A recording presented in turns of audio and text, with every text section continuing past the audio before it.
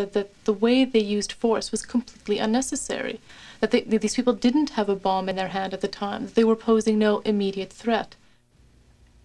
Some 370 deaths have been caused by policemen and soldiers in Northern Ireland. When you look at the number of prosecutions that have resulted out of those 370 deaths, there have only been 31 prosecutions. Only 2 of those have been successful. One soldier, Private Ian Thane, has been convicted of murder. He served 2.5 years of a life sentence.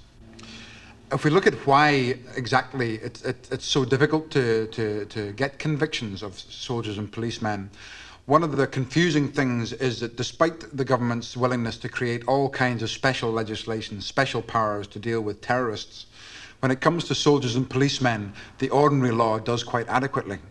So that even if you have an ambush situation, a quasi-war confrontation, it still has to be the ordinary law that deals with the situation. Now, the ordinary law says that if you kill somebody, as long as you have used such force as is reasonable in the circumstances, you cannot be convicted of murder. Now, when you look at this word reasonable in the circumstances, this phrase reasonable in the circumstances, it's very hard to prove that someone hasn't used reasonable force. And when you look at some of the leading cases, that vagueness has been stretched almost unimaginably, so that you have judges who have said that if a soldier believes that someone may, in some future occasion, become a terrorist and be a threat to life and property, then it was reasonable in the circumstances to shoot them dead.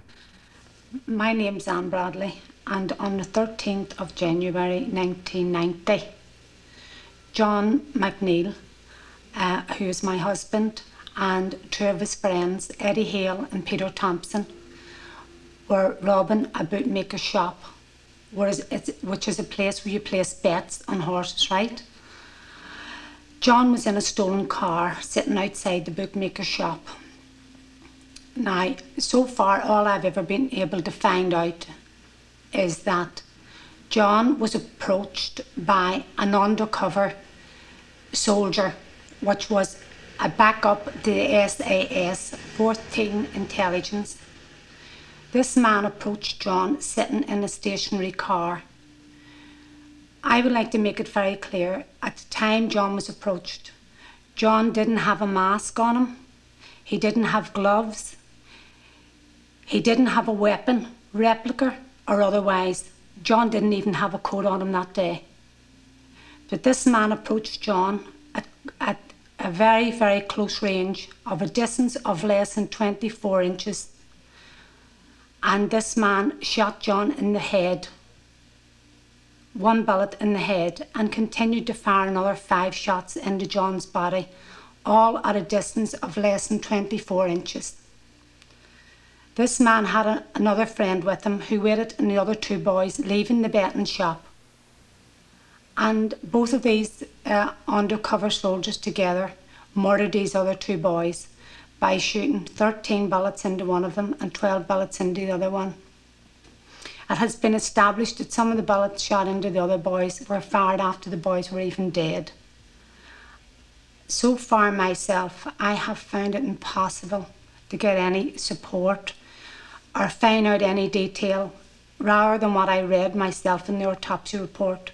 And it was only after putting up a great fight with the authorities that I got the autopsy report. I'd like people to understand here in Northern Ireland, when someone is murdered belonged to you by the security forces, should it be your child, your husband, your brother or whatever, there is a cloak of silence comes round it and the family is completely cut off.